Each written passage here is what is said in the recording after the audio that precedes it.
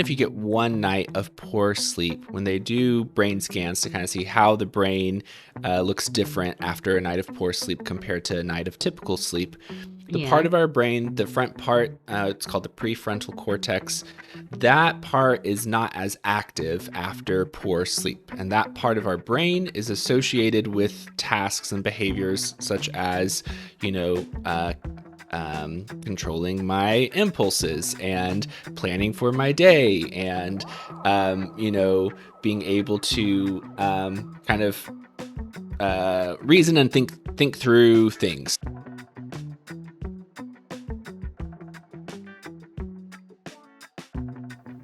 Hi, moms. Welcome to Christian Homeschool Mom Podcast. I'm your host, Eve Owens. I'm a wife to James, a homeschooling mom of five, and a coach helping Christian moms start their homeschool journey with faith, peace, and confidence. This is a space where we can come together to encourage, equip, and empower fellow moms who are raising godly children in this ungodly world. Whether you're a parent, a homeschooling mom, or someone seeking inspiration, I hope my experiences resonate with you. I invite you to listen in, reflect on your own story, and perhaps you'll find some encouragement today. We'll dive into practical tips, inspiring stories, and biblical wisdom that will help you navigate this beautiful, challenging, and rewarding path. So grab your tea or coffee or a glass of water, sit back, and let's grow together in faith.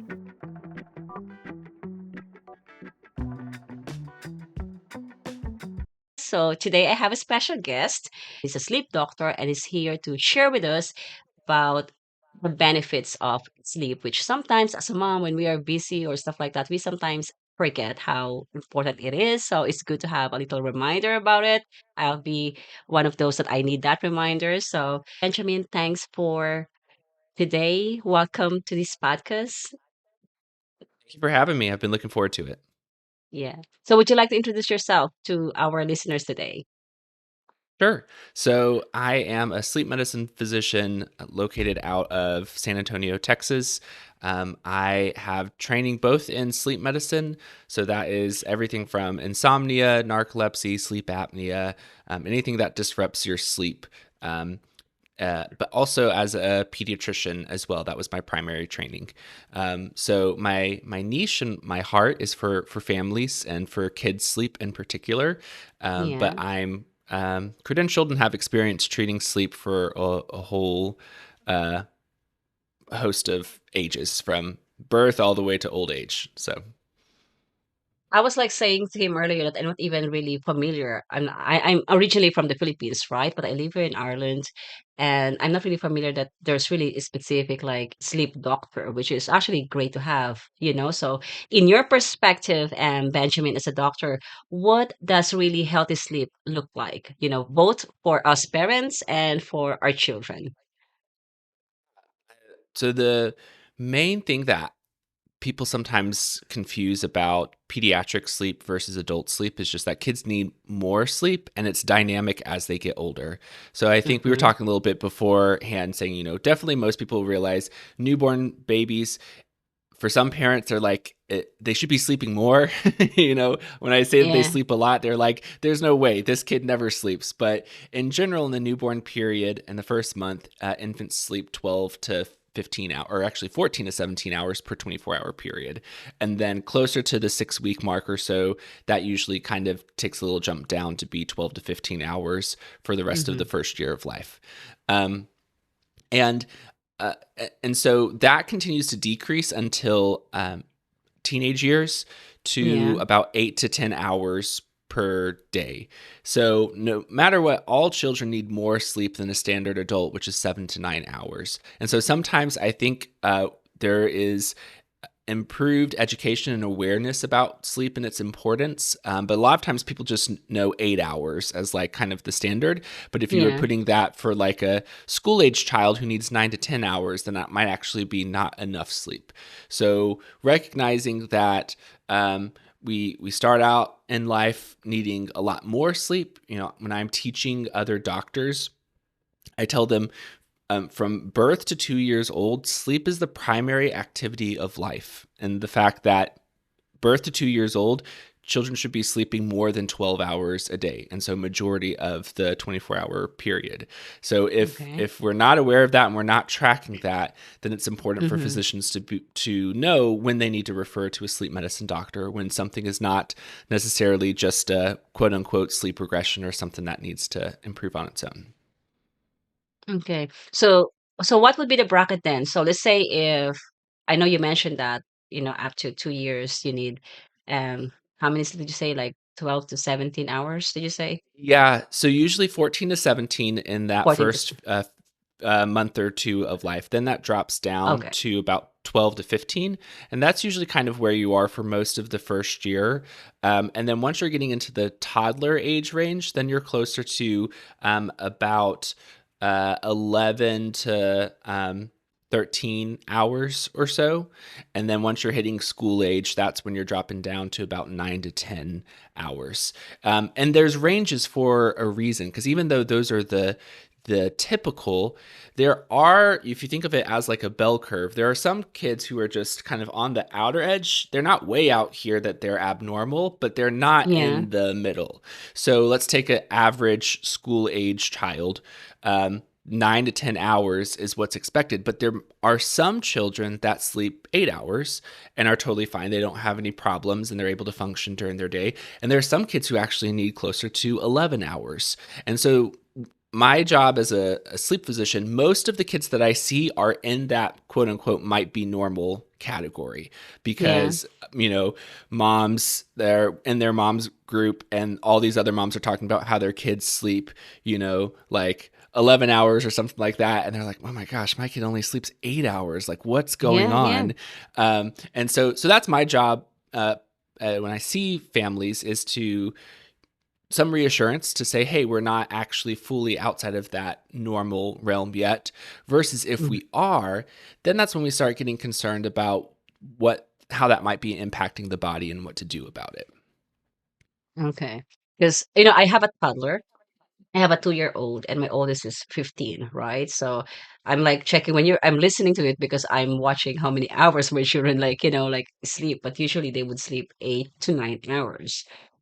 Although I would tell them, sleep more, no, but mommy, the more I stay in bed longer, I feel like more tired, so they want to be up early, but I'm kind of like, no, lie on for more. But even if I lie down, mom, I can't go back to sleep. So they would rather like get up. So I want to ask you, so now with the, families that you're meeting or that you've seen, okay, so what are the common sleep problems that you have noticed or you've seen in these families?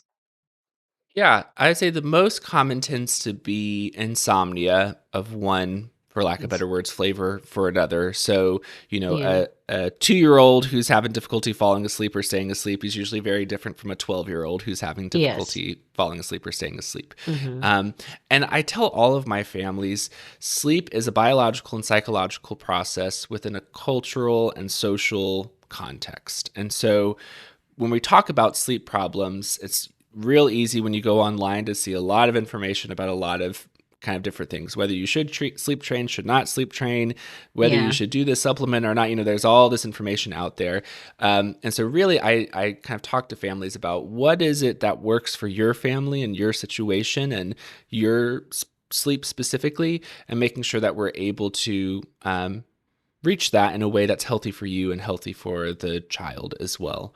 So usually I'm looking at a lot of difficulty for like bedtime resistance in kids, falling asleep. We call that behavioral insomnia due to limit setting issues. So we call them curtain calls. The kids who are like, I want another glass of water. I want another story. I want another hug. Mm-hmm. I'm Yeah. afraid of the dark. And you're like, are you actually afraid of the dark? Or are you just trying to get me to come back into the bedroom, Yes. kind of a thing? So, Yes. so that can be one thing. And any of those things, they're not necessarily bad or they're not harmful on their own. It's just if it's impacting a child's sleep patterns to the point that they're not getting the sleep that they need. Um, and the best way to figure that out is to just take a sleep diary of a child for about 2 weeks.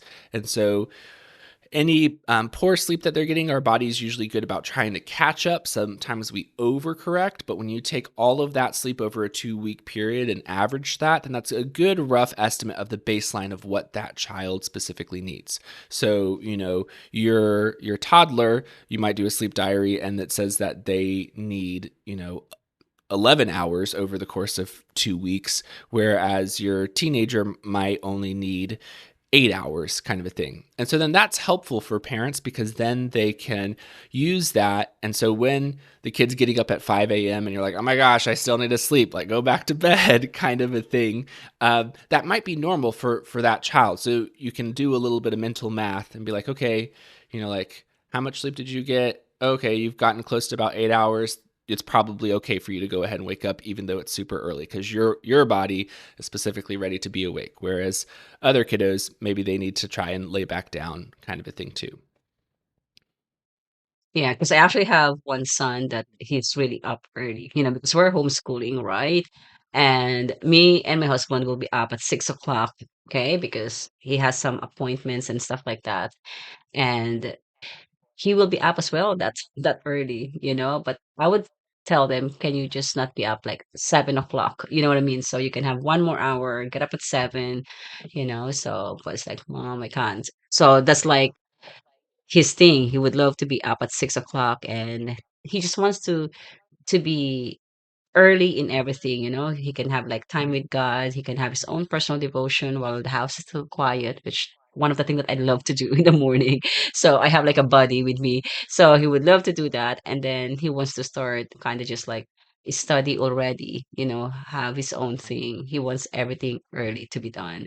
So I was thinking, did he get enough sleep? Because I know if you have poor sleep as a doctor, how will it affect the child's mood or behavior or learning if a child has poor sleeping habit? Yeah, great question. So in general, we know that even if you get one night of poor sleep, when they do brain scans to kind of see how the brain looks different after a night of poor sleep compared to a night of typical sleep, the part Yeah. of our brain, the front part, it's called the prefrontal cortex. That part is not as active after poor sleep. And that part of our brain is associated with tasks and behaviors such as, you know, uh, controlling my impulses and planning for my day and being able to kind of reason and think through things. So kind of those parts of ourselves, usually we're seeing more of the prefrontal cortex lighting up when you're doing that well, versus there's other parts of our brain, there are lower parts that are more the emotional regulation. And so then that part, well, I say emotional regulation, it's more of the emotions. And so usually Yeah. that is kind of dampened. And then when you have poor sleep, those emotional parts of our brains usually are kind of working overtime a little bit. And so, Hmm. all of that, which, I'm not saying anything new necessarily to any parent who has a toddler Yeah. who's not sleeping well. It's like, okay, you're moody. You're, like not acting like your typical self. Maybe I am making some, poor decisions or impulsive decisions that I maybe not otherwise would make if I had a good night's sleep. But another big part about it too is as kids are growing, their brains are growing as well. So all of those Mm. changes, you think about that in an adult who has a fully formed, developed brain, then we're our body over time, will um, there will be consequences if we have poor sleep for our whole entire lives, and we will kind of pay that price in our Yeah. old age. But part of that price for children is in how their brain is developing as well.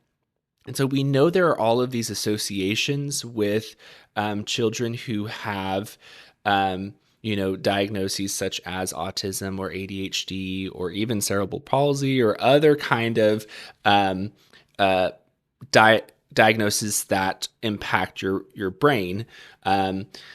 That there's this association with poor sleep.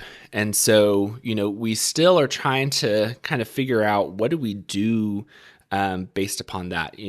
For Yeah. a child who is diagnosed with autism, actually, when they've done like studies where they follow children over Yeah. time, they've Yeah. found out that the children who were diagnosed with autism had worse sleep or less sleep several years before they even got an autism diagnosis.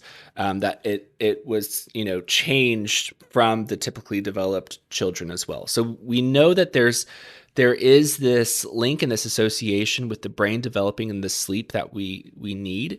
And so Yeah. that's why I am so vigilant when we were talking about that bell curve and those kids who Yes. are in that, like, maybe normal versus really abnormal. Like, if you are definitely outside of those normal ranges, that's a very different conversation, and we're talking about very different interventions or methods to kind of help with the sleep compared to a kid who's within that normal range. So, do you think then that we need to be strict with regards to the sleep routine of our children, or do we need to be flexible? What would be your advice then? Yep, yep. And not a very satisfying answer, but it depends. If I am, ideal purist of like, oh, I'm just focusing on your sleep, then yes, we want you to get age appropriate sleep every single night of your life, that you're having it consistently. If your body needs 8 hours, then you're only in your bed for about 8.5 hours with the same bedtime, same wake time, and that's it. Obviously, life gets in the way of that, Hmm. especially for parents today. And so, it's so hard to have that consistency. And also, there's some things like you were talking about with, I have friends or family coming over, or Yeah. have a holiday, or these different events. And we just had Easter at the time that we're recording this, and there are some traditions in the Christian church that they stay up really late the Saturday Hmm. leading into Sunday Easter kind of Yeah. thing. So there are commitments that we have as people that may require not having a typical kind of sleep schedule. So it's a Yes. matter of balance, I think, is kind of how I talk about it. And what we need for each family. The family that their sleep is so chaotic because parents are not consistent with giving those boundaries and those Yeah. guidelines. Yeah. That's a very different family from the family who might have that consistently, but maybe they've just filled up their life with so many things that it makes it difficult for them to have kind of a consistent bedtime and wake time. So it's Okay. a broad umbrella of what could be contributing to it. And that's, if I was seeing your family in my clinic, then I have, 40 minutes to be able to kind of go through all the paperwork and see all your history and answer all my questions and all that, to Yeah. see, kind of Yeah. learn who are you, what's going on with your specific Yeah. family. But I'd say most families know um, if they're having difficulty with kind of Yes. keeping those guardrails, and that does have consequences. When we think about how our sleep works, we talk about sleep as sleep doctors with your stages of sleep. So you have non-REM, so when your eyes are closed, they're not moving around. Non-REM, which is rapid eye movement, 1, 2, and 3. And so 1 is like transitional, I'm kind of going into sleep.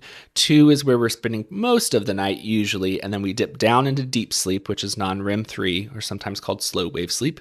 And then we'll also pop into REM, rapid eye movement sleep, which is typically where we think about dreams and dreaming that you're having. Technically, in every stage of sleep, you're even though we think of sleep as like my mind is turning off and then all of a sudden I have a dream, your mind we think is actually active all throughout it, but just in different ways and in different varying degrees of things that we can remember. But your REM sleep is really important for things like your memory, and Yeah. for learning new skills and skill Okay. acquisition as well. And so how our sleep is set up, the first half of the night, uh, typically that deep sleep is going to predominate. And then the second half of the night is the REM sleep is more active. And so if you're a household where you're not having consistent bedtime and wake times, or your kids are not consistently getting the sleep opportunity, actually time in bed for what they need, then most likely what's going to happen is, if you're sacrificing any amount of time your body's going to get deep sleep. It prioritizes that, and you get that. It's good for your body, your metabolism, everything kind of slows down and helps to refresh and recover. But then you're not getting that REM sleep, which is really important for your mind. And so that's another way that I put it to families is, the consequence of that is your kid's not getting the same kind of benefit from their sleep that their mind needs compared to if you were allowing them to have that time that they need in bed. Yeah. Well, thanks for sharing that, Benjamin. So now we know we have screens, so how big of a role does screen time play in sleep issues, both for children and for adults? Yeah, I mean, I would say screen time is definitely huge. We know that, especially like tablet or cell phone, that kind of screen use before bed, on one level, it just delays bedtime. So it eats at your total duration of getting adequate sleep just from I'm, continuing my time to be awake to be on this screen. Yeah. I think more people now are realizing about light exposure. And so then, Hmm. when you are using a screen, then that's sending signals to your brain that it's essentially still daytime. And so you're not going to Yeah. feel as sleepy because you have all of this light exposure. But what we don't really talk about a lot as well is also that happens from any amount of light that's in your house as well. So really, even just having your lights on overhead or really bright lights or things of that nature can also impact your ability to start feeling sleepy and kind of winding down as well. So Hmm. definitely, if a family talks that or admits that they have, screen time use before bed, that's Yeah. one of the things that we will talk about is really trying to move that earlier in the evening and shutting that off a lot earlier, or trying to just discontinue that altogether. Okay, that's true because sometimes even I myself, I'll be honest, I have to make sure that before I go up to our bedroom, I would leave my phone in the kitchen. You know, it's just I have it there because you kind of like sometimes being tempted to look at it if you have it in the bedroom. You know what I mean? So there's still one more message that's coming. There's still one more thing. So I have to kind of like discipline myself. That's it. And that's what we did with our family. So we, me and my husband, we would leave our phone outside the bedroom. That kind of like Yeah. helps us that when it's bedtime, it's bedtime. Yeah. So we won't have phones in the bedroom. So Yeah. just to make sure that we get a rest better, Yeah, so yeah, and I think that's really important, even just from a Christian worldview too. Of mm, like, you look at even just the opening pages of Genesis, that God took chaos and darkness and created light and order. And so yeah. that order that God has given us in daytime and nighttime is reflected in ourselves in waking and sleeping. And so we have disconnected ourselves from this ordered creation. And Mhm. screens can really get in the way of actually transitioning away from, okay, I God has gotten me through this day. I've spent this day in whatever way, and I need to transition to rest and to tomorrow. Um, Yeah. and exactly what you said. So many times it's like there's another message, there's another thing. There's all this stuff that we can look at, but then for so many Christians, then what we are missing may be connecting with God.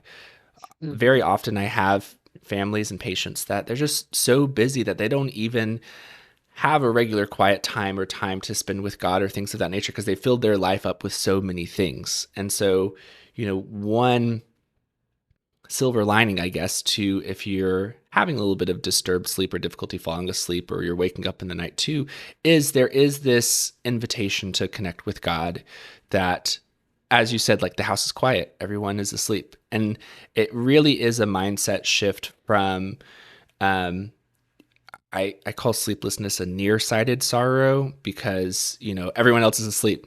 Inevitably, the person who has terrible insomnia marries the person who falls asleep like that, no problem.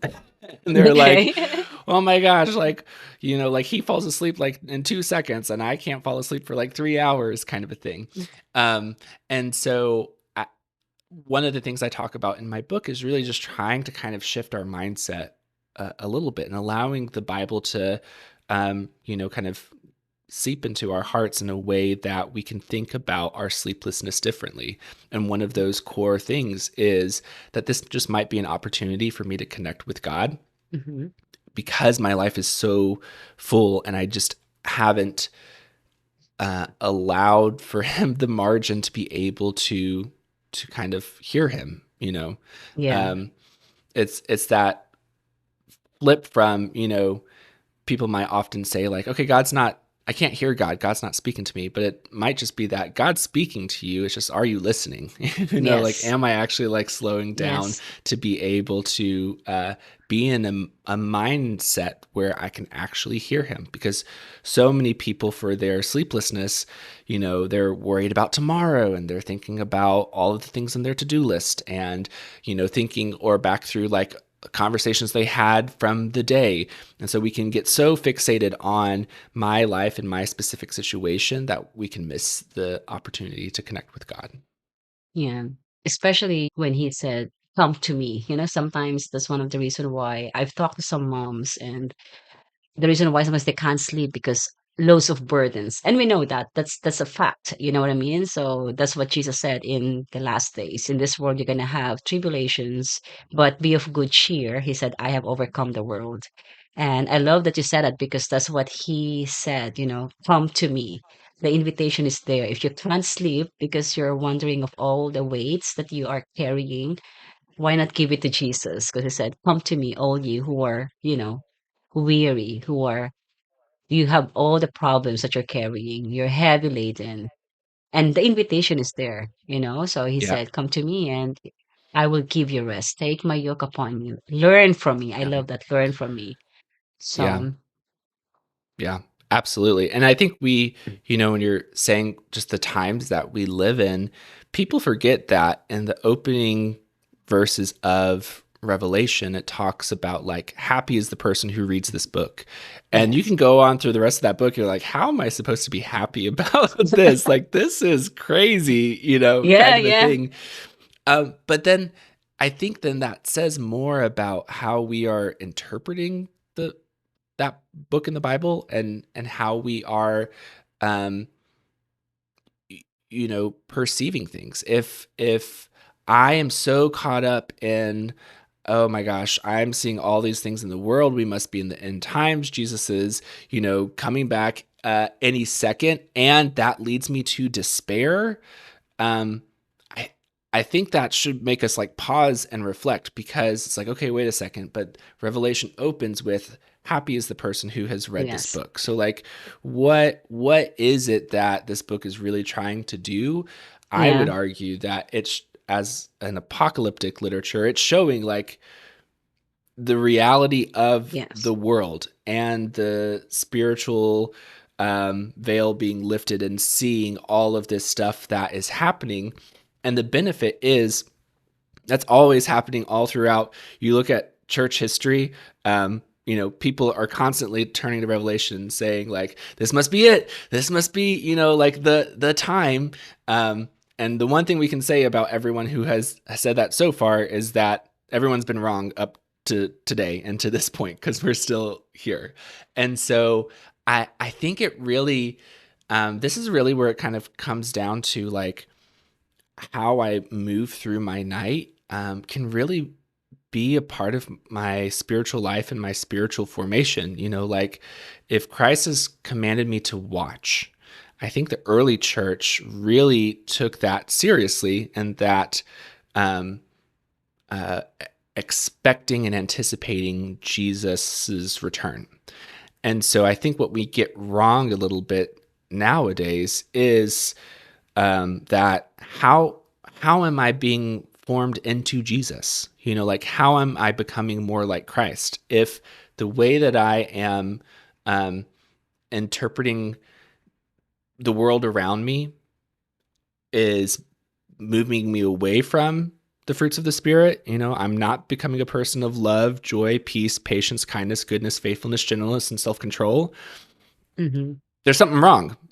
So I think, people who have no problems with their sleep, it's easy for them to not think about this kind of stuff because they sleep and it's fine, it's no issue. And it's really the people who, whether they have chosen to give up their sleep or not, or just are faced with it, um, they are confronted with, um, I think, this just reality of that the night, the light, the who I am and how I'm responding to my sleeplessness is also, um, part of my Christian walk and part of my Christian life. Yeah, that's so true. That's what John said, happy. So we are blessed when we read it because we're not like going to be surprised. We are prepared mentally.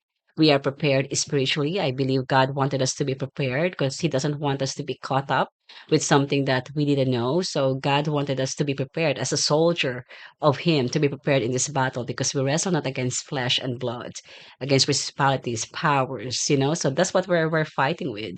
So God wanted us to prepare, and as a family, sometimes we can really give all of that worry that we are having at the moment, because we do have that, as we are in a fallen world. So that's what it is. And the good thing is the Lord has prepared something better for us. So like what you said, if we're going to be focusing on to be becoming more like Him, how did He serve people? How did He love people? So I think that's a great message to share to other people, that we can be the ambassador of Christ, of His love. And to see that this is happening, it's just the word of God. It needs to be fulfilled. Heaven and earth shall pass away, but His word shall not pass away. So that's what it is. So I want to ask you, Benjamin. So going back, right, as parents, what habits then would you advise for us? So we can have a better, or we can improve in our sleeping habits. What would be your advice on that? I think one of the biggest things, kind of as we were talking about with screen time too, is really just turn all lights off as much Then, as possible. Oftentimes, like if a family has light switches that are dimmable, then I say, dim the lights as much as possible. If you have little ones who genuinely are kind of scared of the dark and that's still kind of a rough time for them, so trying to kind of keep any night lights or switches off as much as possible. But that's a common challenge of like, okay, if you want to see how quickly you can feel sleepy, turn all the lights so you can't even see like the hand in front of your face, and then sit in that darkness for like 30 minutes and don't, like do anything, don't have a cell phone, don't do anything. And most people, if they're able to kind of endure that, then they'll notice like, oh wow, actually I start feeling sleepy pretty quickly. But we just have all of these lights on and all this stuff that kind of disconnects us from that. So I think something that is it in some ways, really helpful for all people, if you're in a place that it's difficult to wind down for the night, is to really, just turn everything off. Another thing too is if you have multiple children, yeah, we parents really quickly realize like no two children are the same. They're all different. They're all yeah, unique, and the they, same thing is for their sleep too. So yeah, we can sometimes get caught into a similar, um, faulty logic of like, oh, okay, you know, my older son, when he was at this age, this is how much he slept. So I can expect a similar thing from this child at this age. And it might yeah, truly be different. Like you have one child who at a certain age needs 11 hours, but then another child who only needs 8 hours. And so that can be really kind of off putting if you don't know those normal ranges. If you're just comparing between your children, or like we talked about already, the mom's group and all the other kids that are there too. So yeah. so then with that is also then allowing for, those differences. A big thing that happens is as children get older, their Mhm. circadian rhythm, which you can think of as an activating rhythm, this is the reason why if you're awake for 24 hours, then the next morning you might notice either a slight boost in energy, or maybe just you're not quite as sleepy as you just were. And that is because your circadian rhythm is on the upswing, because that's the time of the day your body has been entrained to be awake. And so Oh, that is part of the reason why young children, their yeah, circadian rhythms are usually earlier than adult parents. And so they're waking up at like 5 a.m. or 4 or something like that. And they're like ready yeah. to kind of start their day. But what And you'll happens tell is them go kids back get, to bed. yeah, go back. Yeah, exactly. But then as kids get older and they start Yeah. getting closer to puberty age range, there's a natural delay in their circadian rhythm as well. And so if you have a teenager, it actually might be normal for them to have a slightly later bedtime and wake time. So one of those things is just allowing for that, accommodating to that change that happens in the body, and also recognizing if that's if it swings too much, then that's when we diagnose a child with a delayed sleep wake phase disorder. So that's where no matter what rain or shine, you have this kid who they're just not sleepy until like 1 a.m. or 2 a.m. And then they want to sleep in until like 11 a.m. kind of a thing. Yeah. And it's only a disorder in that they live in a society that doesn't always accommodate them to be able to do that. So I've had some families who have chosen to homeschool because they have a child like this, that their body just doesn't want to be awake when the typical school starts in their school system.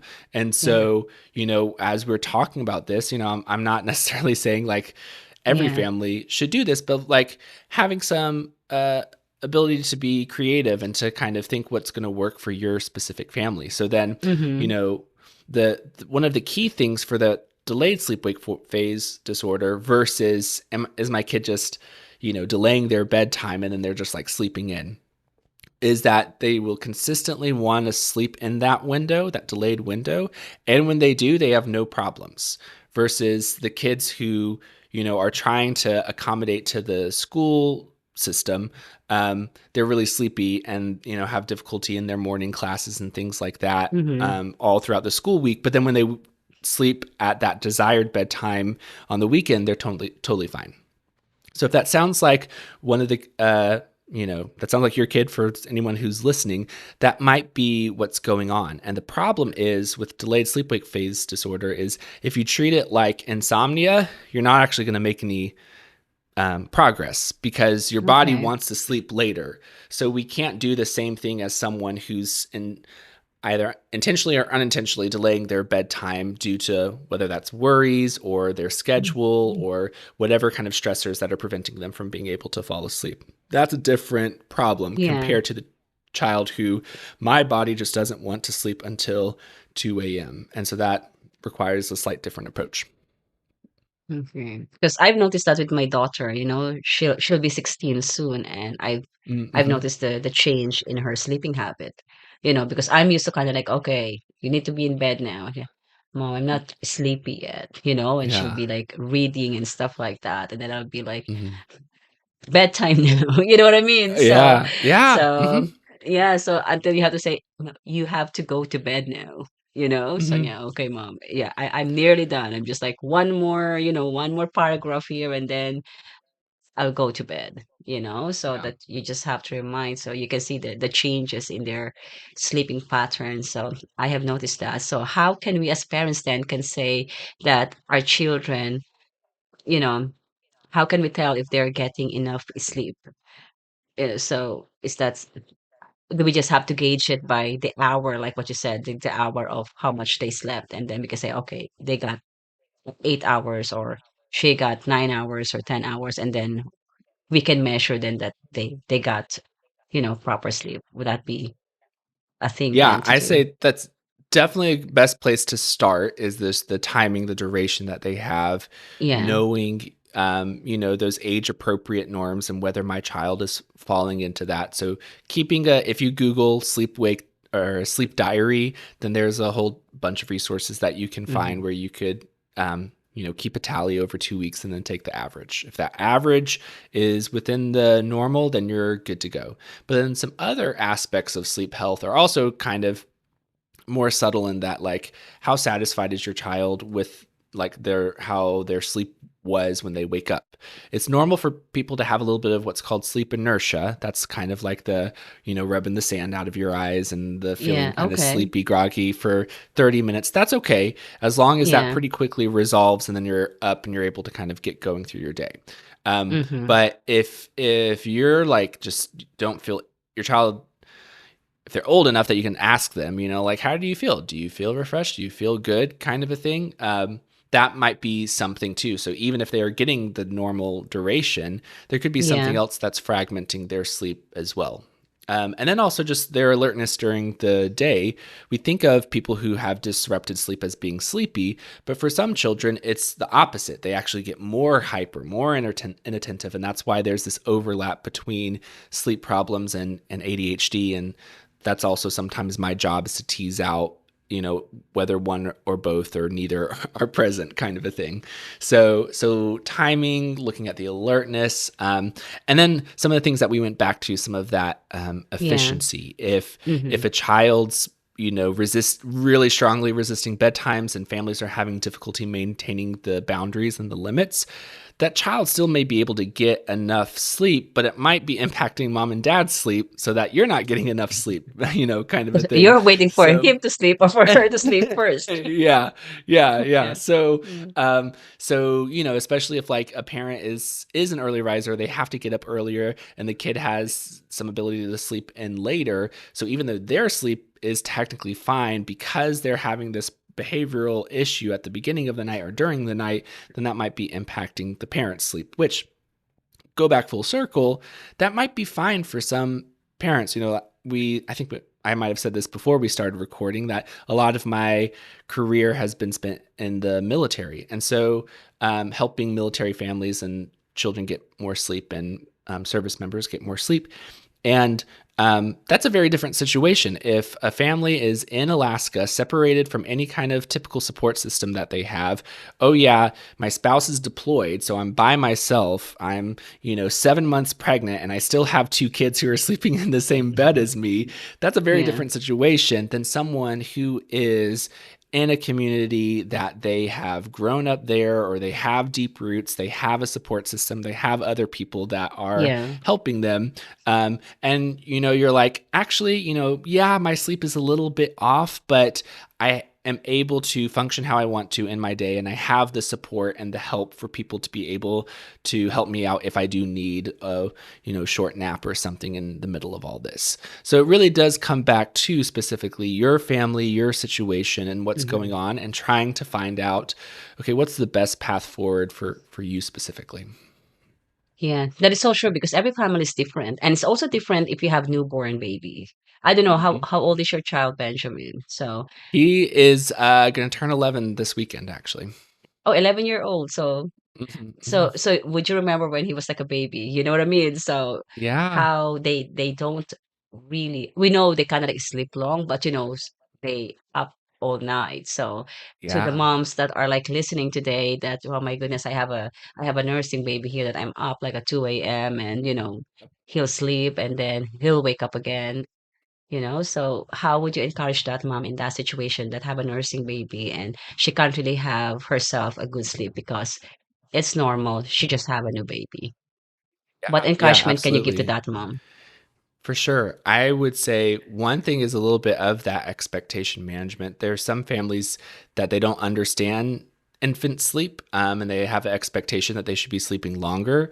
So that's usually more kind of new parents. So just understanding, like, I call the first 3 months of a baby's life the fourth trimester. Like, it's also, you're just doing whatever you can to survive, Yes, and you're in yes. the So revolving I door love of that. Yeah, eat, pee, poop, sleep, like, yeah, and yeah, yeah. it really feels like the pregnancy isn't actually over in some ways, because you're still getting up all during the night. So one of that is just recognizing that is actually normal. And so one thing I go back to is, talking about, okay, what kind of support do you have for your sleep as the mom?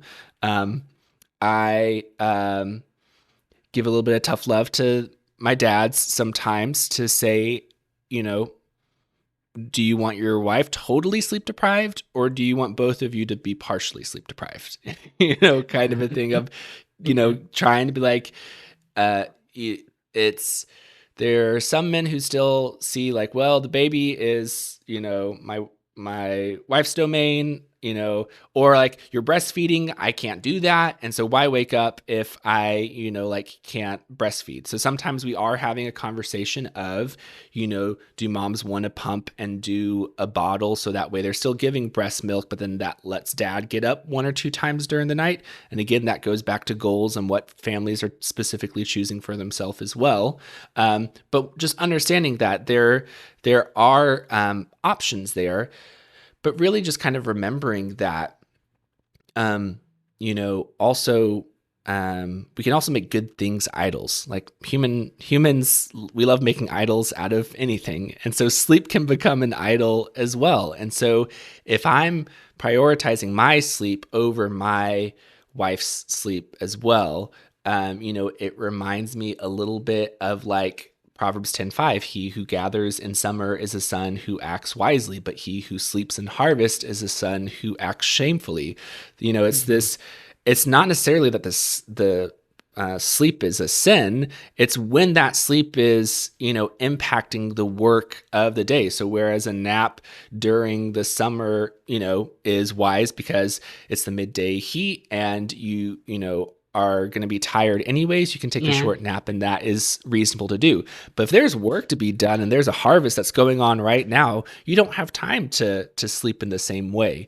And so it's that same thing for like the different seasons that you find yourself in, might require different approaches to your sleep. Um, Yes. so that's one thing is the Bible helps us think about our sleep communally and my relationships with the people who are around me. And so certainly any giving up of your sleep, when anytime we sacrifice sleep, that is an act of love. And so, mothers by necessity are sacrificing their sleep to love their child and to give them what they need, very literally, when they are feeding them in the night in those first 3 months. So really, I think it's that even once you understand that that's the norm of like no further burden should be put upon you as the mom. So really it's more, I think, see it as a call of how can we support this mom, whether that is with a spouse, or if the grandparents are available to come and be with the family during that time, so that way family members can be there to kind of help support overnight as well. And really this is just where the Christian imagination should take over, because when we see the brokenness and sin of the world and the suffering that happens, then Christians should be the first ones to be able to think of different ways that we can fix that, because we have a different um, mindset, a different end, and that like Christ has already come, his kingdom is already here, but not yet fully realized. So, how can I be the hands and feet of Christ in a way that is different from someone who's just, not operating from that understanding and just operating from, I'm just kind of fixing problems. Um, and so, even if that is for like friends of a newborn, like maybe we can't do anything, but maybe I sleep really well and I can say, hey, when you're up feeding your baby, call me on a cell phone and we can talk or chat or something like that if you're having difficulty like falling back asleep or something, because I have no problem falling asleep. Like it when we see that our sleep is connected to others, like we can have those conversations and have different solutions that we wouldn't otherwise get to. Mhm. Thank you for sharing that. And the reason why I actually just put that in because I know I have experienced that. I have five children, right? And because I am from the Philippines originally, Benjamins, I have no family in here that I could call my mom, Mom, can you help me with my baby, or my dad, right? Yeah. Or sisters. Hmm. I have none.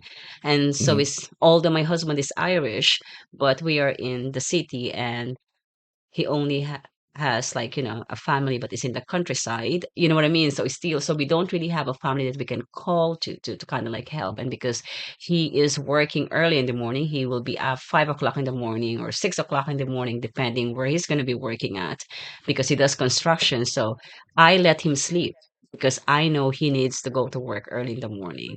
Right. So Right. I'm the one that would be like staying late. That's kind of like my decision, that that's okay. Yep. You get your sleep because you're gonna go to work and I'll be home anyway. You know what I mean?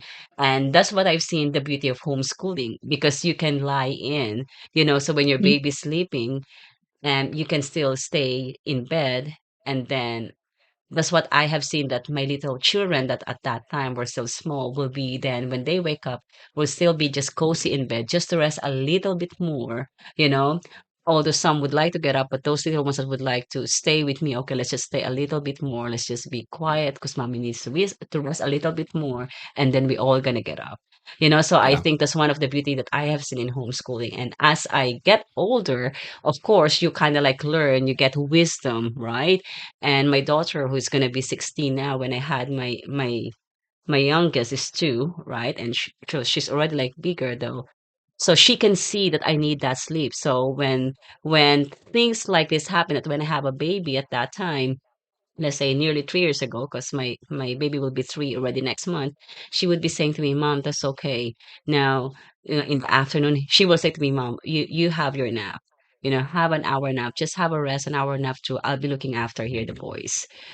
So they will just like play color, play Lego, and then she'll just let mommy have some rest, because tonight she won't be able to have a good sleep again because of the baby. So I have seen this in my children's lives, how they were able to kind of like cooperate, how were they were able to kind of like organize that time just to learn to serve as well me as their mom, because I am serving them too, because they know mommy just needs some rest, because later on she's going to be cooking.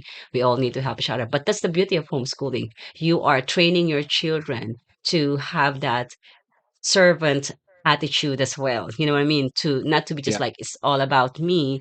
Mhm. I want my time, but to learn as well. How can I help mom? How can I help dad? How can I be, you know, a hand, like what you said there? We can be the hand of Christ. We can be the mouth of Christ. How can I help? So that's what I've seen in a family, especially if you're homeschooling, that there's closer relationship. It's there's bonding, you know what I mean? So, and that's what gets me through those sleepless nights. So just our family kind of like helping out each other. And I know, and I have seen other families are the same. So I thank God for that. I know not everyone can homeschool, but it's one of the things that you can see in a life of a homeschool mom or a homeschooling family. So I want to ask you, Benjamin, because I know we don't have a lot of time here now. Thanks for staying with me. So if any parents that's listening right now, fathers or mothers, any family, and they would love to have a better sleep, what would you recommend? What would you recommend to them? What's the first step that you would be recommending to these families? Yeah, I think the first step would be, I think in some ways, being open to imagine something different, that um that things can change. Um and again, like we've already said, the mom who's in the middle of a 2 month old who's super colicky and is up all hours in the night, like I'm not asking more of them in that situation. If anything, like we've been talking about, if the focus of this podcast is Christian homeschool, then as Christians, we are part of the body of Christ. And so Yes. when one part of the body is suffering, then all of us are suffering, whether we acknowledge that or not. So I think one is just, I would encourage families to be creative and not necessarily just accepting that, like, oh, well, you're getting terrible sleep and you're in a newborn period and that's just part of life. Of being So willing be to it. be, yeah, exactly. So And be just it. Like, yeah. yeah, acknowledge that, in Exodus, when there is a list of laws where God is talking about the vulnerable and how we need to treat the vulnerable, one of them is the poor person who has given up their cloak in collateral for some debt. And then the person who's holding that cloak is commanded by God to give it back to them, because it says, "For what else will he sleep in or lie down in? He will cry out to me and I will hear him because I'm gracious." So, like, God specifically acknowledges the suffering of sleeplessness of this poor person, and that shows that within God's character, he cares about suffering, even the suffering of sleeplessness. And so, if it's that important to God that he's commanded that for that poor person in Israel, then we need to be thinking about situations where I might be holding that cloak from someone, where I'm, Amen.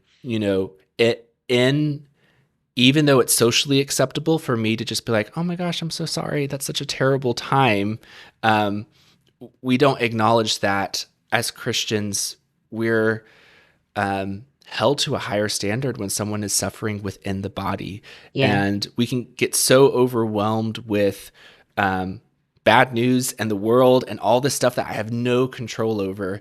But if I'm in my uh, mom group, or I'm in my small group, or I'm in a season of life where, I'm thinking about maybe some older people or grandparents or things of that nature or maybe that age, but they don't have grandchildren of their own, you know, there is a real unique opportunity here to be the hands and feet of Christ to new mothers, to get the rest that they need. So all that Amen. to say, I think thinking about sleep in this way from the Bible helps us to open our this godly imagination of allowing the Spirit to reveal to us ways that we can encourage one another and lift one another up and support one another.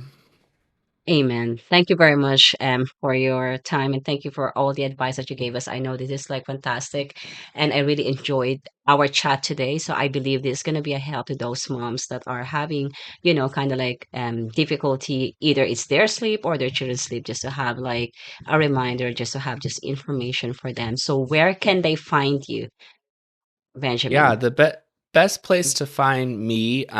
So my book that came out is called Sleep Habits Journal: Practices, Prayers, and Devotions to Ease Your Sleepless Night. You can go to sleephabitsjournal.com if you're interested in purchasing that. So that would be more specifically for the adults who are having difficulty falling asleep themselves and how they can think about responding to it differently. Even if you're in a season of, um, you know, parenthood and their children that are interrupting your sleep, I still think it could be beneficial for those individuals as well. And especially for my Ireland listeners, I would assume maybe Amazon might be the best retailer, because but all of them are listed there. So any that you might be able to get international, you can find them there.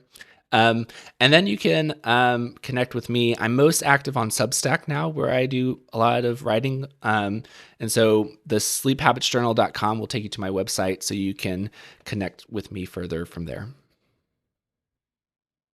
Lovely. Thanks for sharing that. So I will put that as well in the show notes below.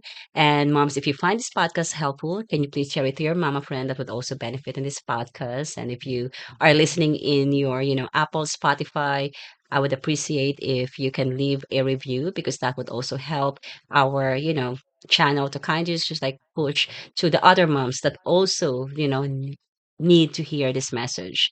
If you are listening in YouTube, you can like, subscribe, leave a comment. So we would love to get connected with you. So if this is something that will be an encouragement to you, because we know motherhood is a journey and we all need to encourage one another and lift each other up. So we are here to do that. We're here to serve. So Benjamin, would you please pray for our listeners today, to the moms or dads that's listening today, please? Absolutely. Heavenly Father, thank you so much for this time to talk about Amen. the gift of sleep that you have given us, and just acknowledging how living in a broken, fallen world that can get disrupted. And so, Father, I just pray right now for, if someone's listening to this at 2 a.m. and they just feel like they are all alone, and, you know, are isolated in their sleeplessness, then, Father, just ask for your Spirit to draw near to them, that they may see that you are there present with them in the sleepless night, and just waiting for them to connect. And so I just ask for the perseverance and courage for all the moms and dads listening who are faced with sleeplessness, that you would help them to have that courage to respond in a different way and to really just be open to your voice and to what you might have to say and how you might be meeting them in that night. And we Amen. love you and praise you. In Jesus' Yes. name we pray all these things. Amen. Amen. Well, Benjamin, thanks again for your time today. Thanks for joining me again today. And moms, thank you for your time today. And Lord willing, we'll see you next week. God bless.